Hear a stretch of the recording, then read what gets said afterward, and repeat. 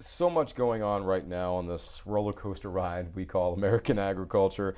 Farm bill, ongoing process, Chinese tariffs, then in a time span of just weeks, two massive hurricanes that hit both North Carolina and Georgia, causing billions of dollars in losses. Any words of encouragement you can give the farmers right now? Yeah, this is not our first rodeo as farmers, and we know how to get through these things. You don't want to make too light of it, because every disaster like we've seen in the last 2 weeks between the two storms are always bad. If it affects you, it's home and it's tough.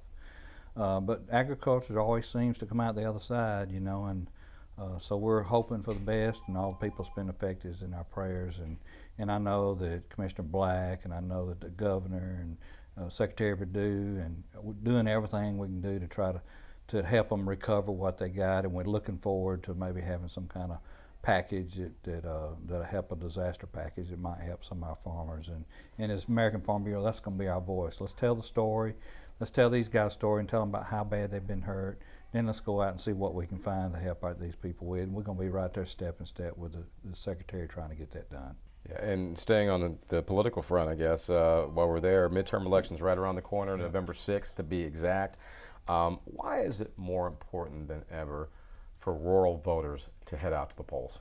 We're Americans, and one of the great privileges we have as Americans is to be able to have our voice heard in the ballot box. And for any American to live here and not exercise that right, it's just a waste. And it is our opportunity to go to the poll and tell through our vote what kind of leadership we want leading this country and our state and our communities. And each level is just as important as the others.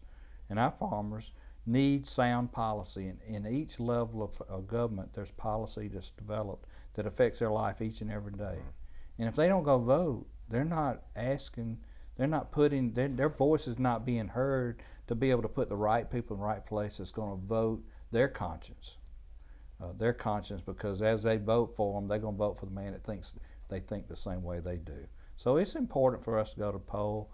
It's important for us to get the right people in there so that we can have sound policy that helps rural America, that helps rural communities, that helps farm families, and helps our individual families, and sets agriculture on the road to be prosperous in the future for our children and grandchildren. Yeah, and my final question for you, come January, American Farm Bureau will celebrate 100 years in the great city of New Orleans.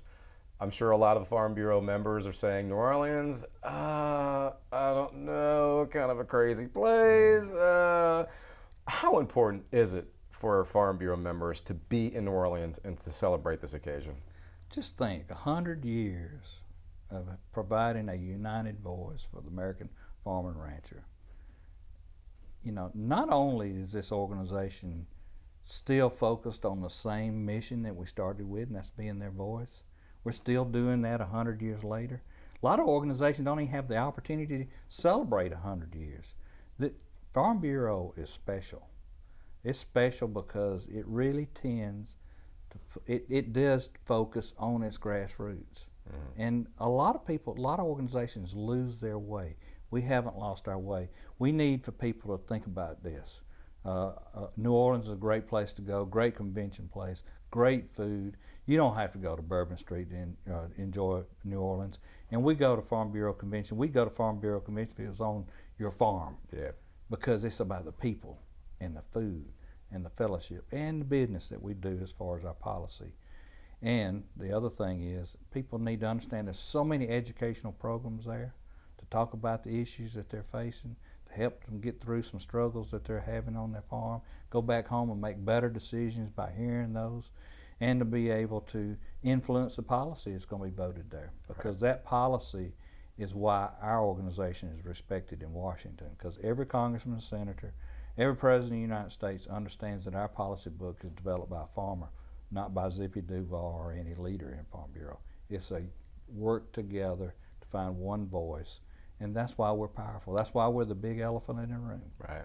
Well, for the record, I support Farm Bureau, and I'm a huge fan of New Orleans, so I will see you there in January. Yeah, everybody come to New Orleans. Let's celebrate 100 years. All right, Mr. Duvall, thanks. Thank you.